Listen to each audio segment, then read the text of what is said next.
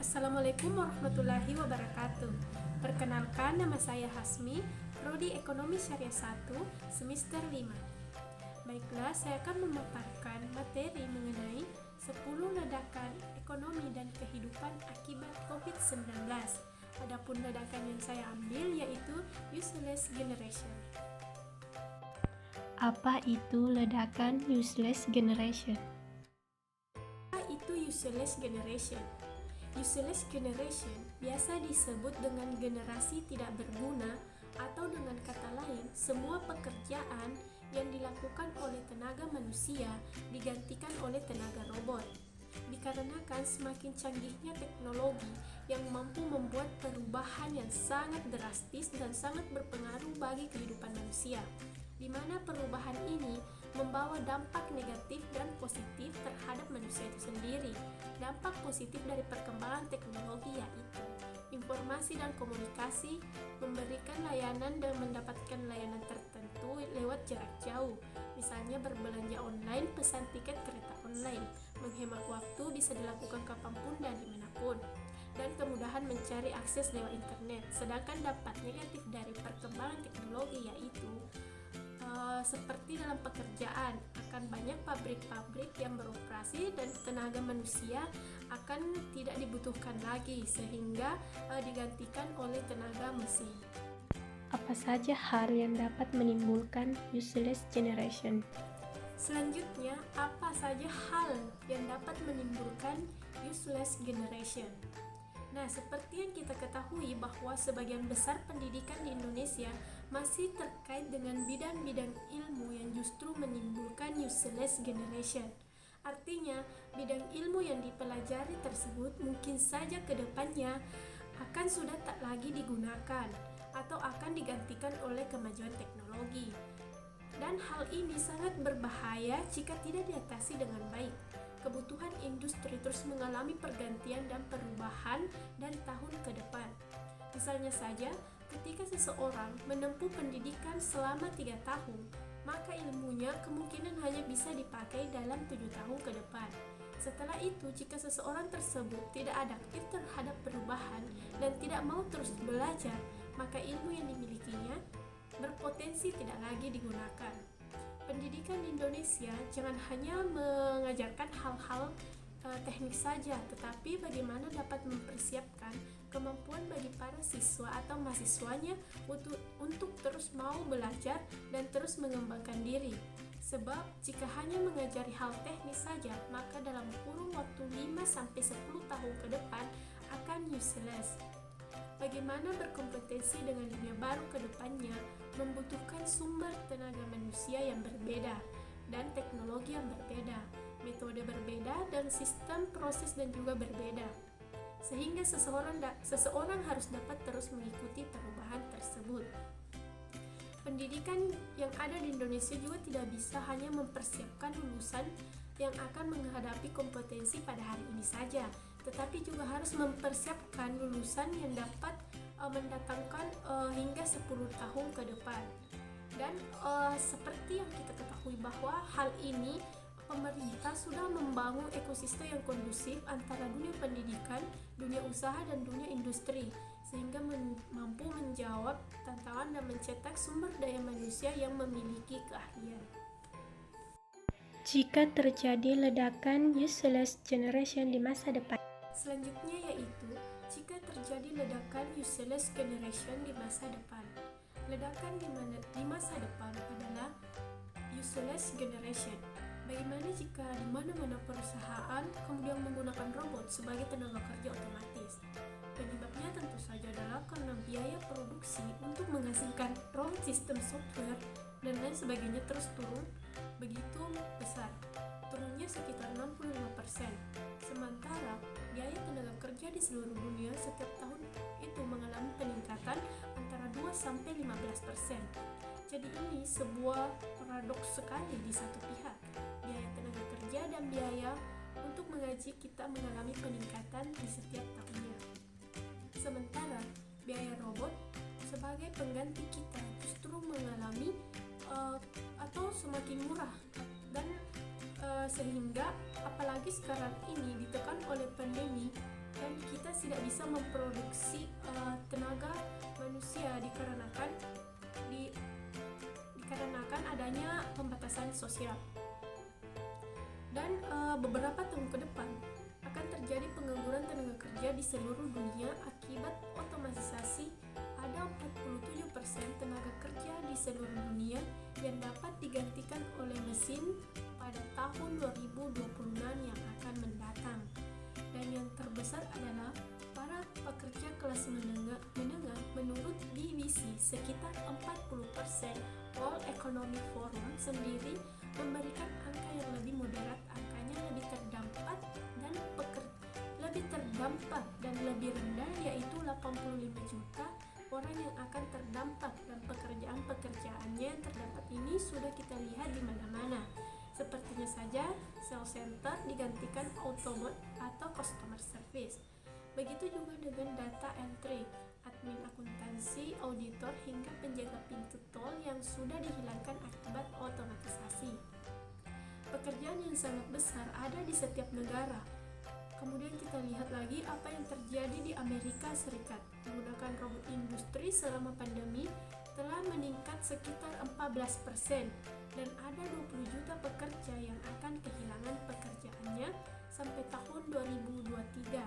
Bahkan awalnya saja telah turun sekitar 13%, diperkirakan ada sekitar 33% pekerjaan baru yang belum ada sebelumnya. Dampak useless generation. Selanjutnya yaitu dampak useless generation. Sumber daya manusia memerlukan keterampilan, bahkan bisnis dan cara kerja yang baru selama pandemi di Indonesia. Diketahui bahwa ada sekitar 4,4 juta orang yang keluar dari BPJS Ketenagakerjaan, dan ada 1,8 juta pengangguran yang terdampak oleh COVID. Pada tahun 2018, sebelum terjadi pandemi, jumlah pengangguran sekitar 7 juta. Maka pada bulan Agustus tahun 2021 mencapai 9,1 juta. Dan ternyata pengangguran ini menyebar luas di seluruh dunia. Menurut data yang diberikan oleh pihak Kadin pada tahun 2020, industri yang paling terdampak itu tekstil sekitar 2,1 juta, kemudian transportasi darat 1,4 juta orang.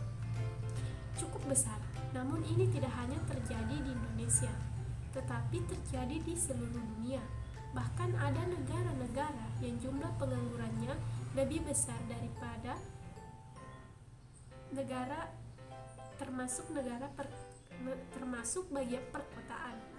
Jika sebelum pandemi angka pengangguran yang di sekitar 6,5%, maka pada tahun 2021 telah menjadi 8,3%. Sehingga hal ini memerlukan pelatihan ulang.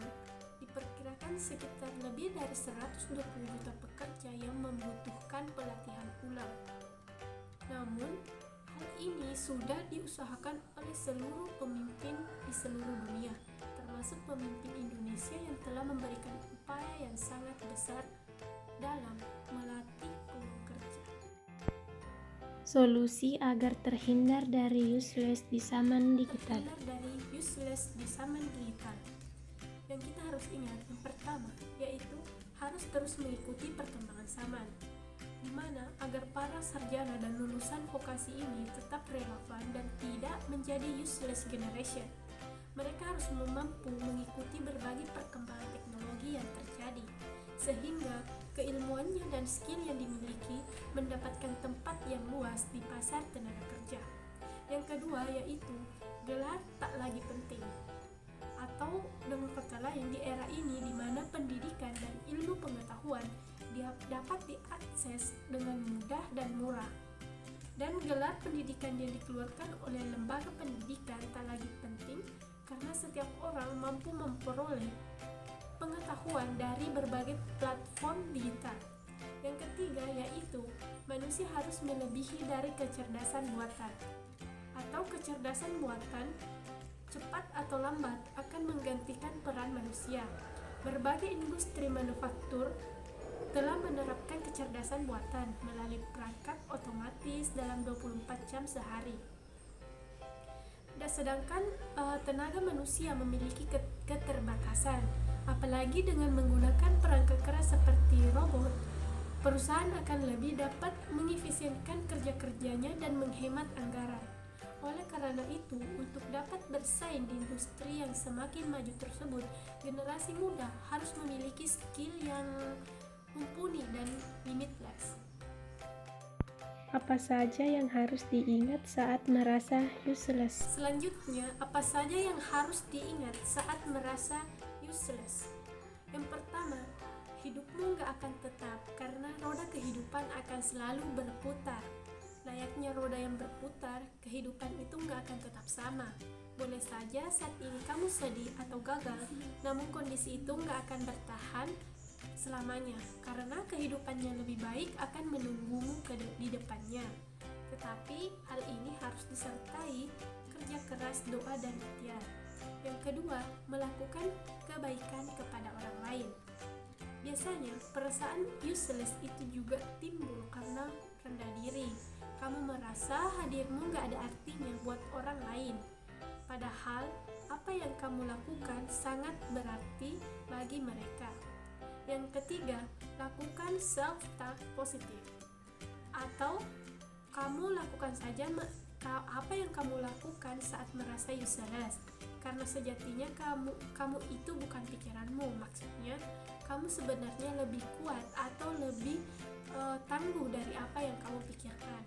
Yang keempat, fokus pada proses bukan hasil. Seringkali perasaan useless muncul karena kita gagal mewujudkan keinginan tertentu. Misalnya kita mengalami kerugian saat merintis bisnis, padahal ingin sukses seperti sosok pengusaha yang kamu idamkan. Namun hal ini tergantung dari rezeki masing-masing. Yang kelima yaitu kamu harus percaya bahwa gak ada manusia yang gak berguna. Kamu harus ingat bahwa setiap manusia diciptakan bukan tanpa arti. Pasti ada hal-hal yang bermakna pada diri kamu yang mungkin sangat dibutuhkan orang lain, sehingga kamu harus tetap bersyukur akan hal itu. Jadi, kamu tidak harus merasa useless karena sejatinya kamu diciptakan sudah ditentukan kodratnya masing-masing. Ledakan useless generation, di mana perubahan inovasi besar-besaran merubah sistem tatanan bisnis dalam taraf yang baru. Zaman sudah berubah, kebiasaan dan prioritas orang juga berubah. Ketidaksiapan generasi dalam menghadapi fenomena ini akan menjadi useless generation. Bagaimana tidak, biaya penggunaan tenaga kerja naik sementara biaya pembuatan robot justru semakin menurun. Orang dengan pendidikan tinggi akan dibayar mahal, sedangkan orang non-degree terus mengeksplorasi diri dengan dunia yang baru. Hal ini membuat banyak perusahaan memandang seseorang berdasarkan keahliannya.